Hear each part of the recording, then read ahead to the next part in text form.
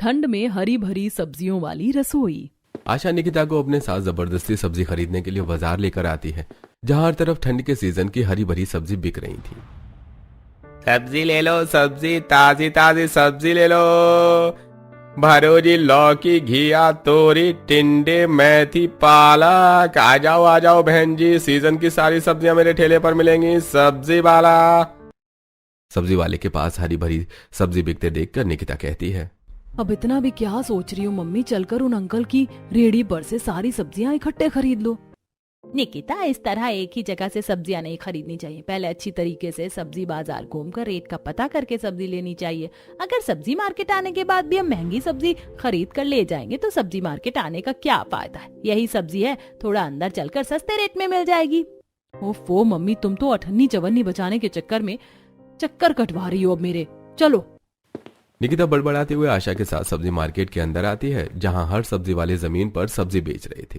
अरे भरो जी, 30 रुपए किलो में हर माल। ये माल के मंदे, हरी सब्जी 30 रुपए किलो, 30 रुपए किलो।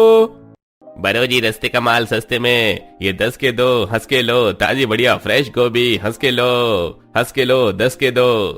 उन सब्जी वालों को इस तरीके से सब्जी बेचते देखकर निकिता आगे बढ़ते हुए आंखें जमा जमा कर देखने लगती है। इसीलिए मुझे सब्जी खरीदने आना बिल्कुल पसंद नहीं है। ये सब्जी वाले बाजार को मच्छी मार्केट बनाकर रखते हैं। अरे तो अगर वो सब्जी लगाने के लिए आवाज नहीं लगाएंगे तो सब्जी कैसे बेचेंगे। और मैं तुझे यहाँ सब्जी खरीदना सिखाने के लिए लेकर आई हूँ। थोड़े दिन बच गए तेरी शादी को। अभी से साग सब्जी खरीदना सीखेगी नहीं तो शादी के बाद रसोई कैसे संभालेगी। Mummy, for your kind information, मेरी शादी शहर में लगी है और वैसे भी आजकल टेक्नोलॉजी का जमाना है। अब तो घर बैठे ही ऑनलाइन ऑर्डर करने पर खाना सब्जी जो चीज मंगाना चाहो आ जाती है। बेटा, माना कि तेरे ससुराल वालों का रहन सहन शहर का है, लेकिन तुझे हर चीज ठीक से आना चाहिए। अब चल मेरे साथ सब्जी छटवा, साफ सुथरी सब्जियां रखना। निकिता आशा की देखा देखी एक एक सब्जी को टोकरी में रखती है। कुछ देर में सब्जी लेकर दोनों घर चली जाती हैं। निकिता, ले तो फटाफट से आलू शिमला मिर्च काट दे, तब तक मैं सारी सब्जियों को सब्जीदानी में सेट कर देती हूँ, नहीं तो मुरझा जाएंगी।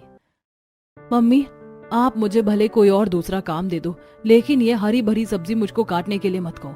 मुझे ये सबसे बड़ी झंझट लगती है। अच्छे तरीके से धोकर काटो, छीलो, बनाओ। एक सब्जी को प्लेट तक बनाकर पहुंचाने में कितना लंबा चौड़ा प्रोसेस लगता है। इससे अच्छा तो 10 रुपए के हरा धनिया हरी मिर्च लाकर मिक्सर में फटाफट चटनी पीस कर खा लो। निकिता को इतना आलस करते देखकर आशा माथा पीट लेती है।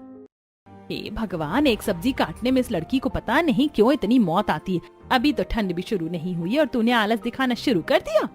मम्मी, किसने कहा आपको कि ठंड नहीं आई?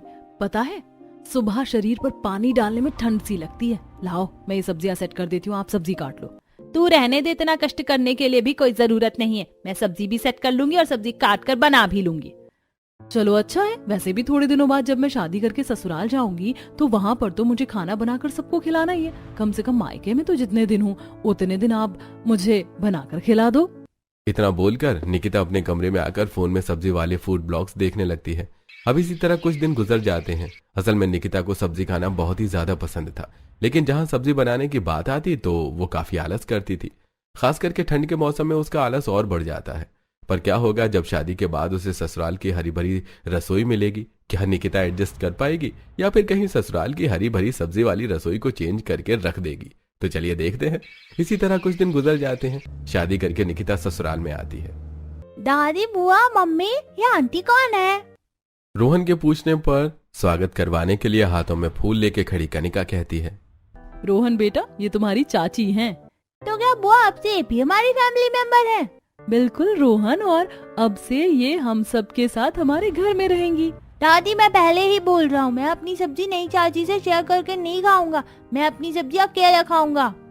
रोहन की सब्जी वाली बात सुनकर शादी के जोड़े में ससुराल के चौखट पर खड़ी निकिता को अजीब तो लगता है, लेकिन वो इग्नोर करते हुए कहती है, कोई बात नहीं, तुम मुझे अपनी सब्जी में से थोड़ी सी खाने को दे देना, बिकॉज शेयरिंग इज केयरिंग। वैसे मेरे पास आप दोनों के लिए कुछ है। इतना कहते हुए निकिता पर्स में से चॉकलेट निकालकर दोनों को देती है। अरे वाह, कैडबरी डेयरी मिल्क। चाची चाची, अब तो आप मेरी पूरी की पूरी सब्जी खा लेना। दोनों चॉकलेट लेकर कमरे में चले जाते हैं। अरे रेवती, ये आटे की थाली लेकर अचार डालने के लिए खड़ी है क्या? पोता बहू कितनी देर की चौखट पर खड़ी है। गृह प्रवेश क्या कल सुबह तक करवाएगी? जी नहीं माँ जी, बस करवा रही हूँ। बस इस आलते की थाली का छाप दरवाजे के बाहर लगा दो। जी जी मम्मी जी। आज कुछ ज्यादा ही ठंडी हवा चल रही है, हाथ पैर आइसक्रीम जितने ठंडे हो रहे हैं। हल्की ठंड के शुरू में ही निकिता को चौखट पर खड़े खड़े सेहरन सी चढ़ने लगती है। वो आलते से हाथ डुबोकर दीवार पर बाहर लगाती है और गृह प्रवेश करती है।